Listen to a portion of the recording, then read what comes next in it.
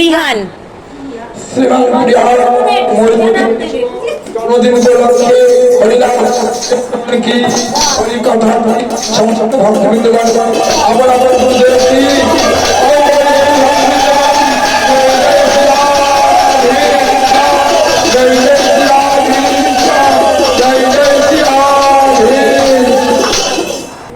এই শুভ জন্মদিন উপলক্ষে আমরা সমবেত হয়ে ভগবানের কৃপা প্রার্থনা করবো এই ছেলে আগামী দিনে যেন ভগবত ভক্ত লাভ হয়।